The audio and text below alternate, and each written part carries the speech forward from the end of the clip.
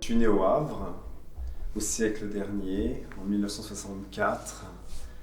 J'ai fait mes études au Havre jusqu'en terminale et ensuite, sur les conseils de mon prof d'art plastique au lycée, il m'a dit que ça serait bien que je continue mes études à Paris. Donc je suis parti à Paris. En fait, je suis un vrai provincial. Et moi, j'ai un peu découvert pas mal de choses à partir de 18 ans. Moi, je connaissais que le Havre. Je pensais que toutes les villes ressemblaient au Havre, d'ailleurs, des villes cubistes. Mais en fait, je me suis rendu compte que non. Et toutes les villes ne sont pas au bord de la mer non plus. Et après, je suis allé aux arts appliqués à Duperré et ensuite aux arts déco à Paris où j'ai fait la section gravure. Et j'ai suivi aussi les cours d'illustration. Mais en fait, moi, je faisais l'illustration sans le savoir. C'est-à-dire, enfant, déjà, j'illustrais des textes, je le faisais par moi-même et je le faisais naturellement. Les profs, ce qui se passait, c'est que les profs de français nous demandaient de choisir un livre en 6e, 5e, 4e, et il fallait faire une fiche de lecture. Et en fait, moi, je rendais toujours un travail illustré. Je faisais des gouaches sur des feuilles et je les collais ensuite sur des copies quadrillées où je faisais un résumé du texte. Mais je passais du temps à imaginer les personnages, à imaginer les décors comme ceux de Moby Dick, d'Herman Melville ou de, par exemple, L'île au trésor.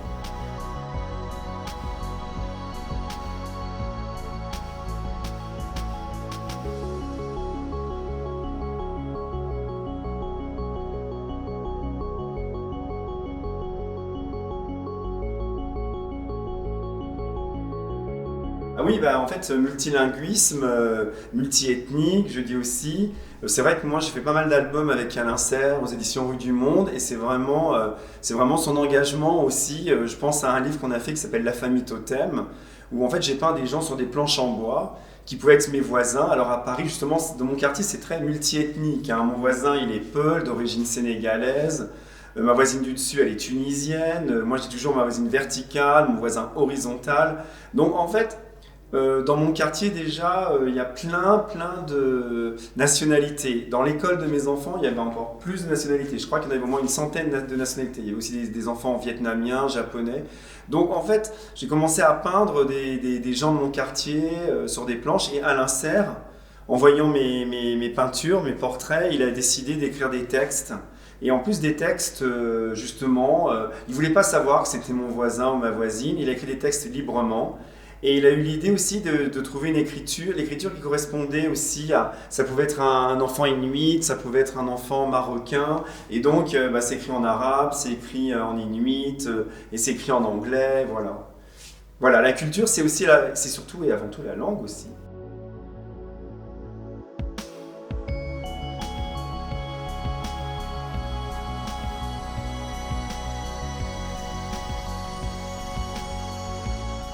Oui, en tout cas, donc j'utilise plutôt des peintures vinyliques à l'eau qui sont très pigmentées. Et j'ai l'habitude de travailler avec. En fait, quand on est habitué à des outils qu'on se sent bien avec, on travaille avec. Comme je travaille toujours avec les mêmes pinceaux aussi, des pinceaux aquarelles, des brosses. Mes palettes, ce sont toujours des morceaux de carton. Et en fait, travailler, c'est aussi une espèce de rite. Alors j'organise toujours de la même façon les couleurs claires d'un côté, les bleus, les violets ensuite.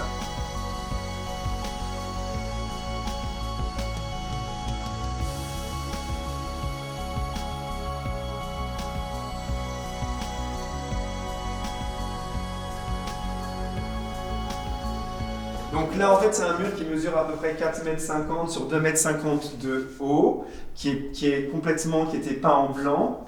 Et moi, simplement, je vais poser des formes. Il n'y a rien de décidé à l'avance. C'est vraiment sur le moment que je décide de jouer uniquement avec des rapports de surface. Des surfaces jaunes, des lignes verticales, des lignes souples. C'est vraiment l'organisation pour moi de surface, de lignes ensemble. Il n'y a pas de figuration, c'est uniquement des rapports de forme. Ensuite, il y aura une figuration qui va apparaître. Mais pour l'instant, il faut que je prenne possession du mur, il faut que j'organise les formes, il y a peut-être des choses qui vont disparaître, apparaître, disparaître. Je crois que c'est ça le travail d'un peintre.